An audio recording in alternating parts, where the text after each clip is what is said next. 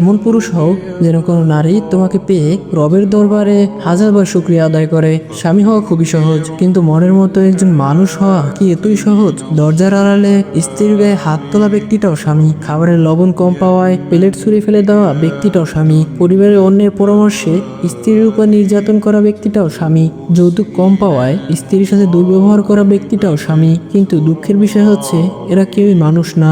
এই পৃথিবীতে স্বামীদের কোনো অভাব নেই, কিন্তু অভাব হচ্ছে একজন মনের মানুষের। আপনার স্ত্রী আপনার সাথে সারা জীবন কাটাবে, আপনি শুধু সেই স্ত্রীটার স্বামী না হয়ে একজন মনের মানুষ হন, যে স্বামীর জন্য সবকিছু ছেড়ে আপনার বুকে মাথা লুকাবে। সেই স্বামী একটা ভরসার জায়গা হোক, যে স্বামী রোদে ছায়ার মতো, বৃষ্টিতে ছাতার মতো, মাথার উপর ছাদের মতো, যে স্বামী দূরে থাকলেও কখনো হারিয়ে যাওয়ার ভয় থাকবে না, যে কখনোই আপনাকে ছেড়ে যাবে না। সে শুধু আপনার জীবন সঙ্গী নয়, বরং প্রাণের সঙ্গী হোক। এই পৃথিবীতে সবার একজন সৎ মনের মানুষ হোক, যে মানুষটার সাথে শুধু এ জীবন নয়, বরং পরকালের জীবনও একসাথে থাকতে পারেন।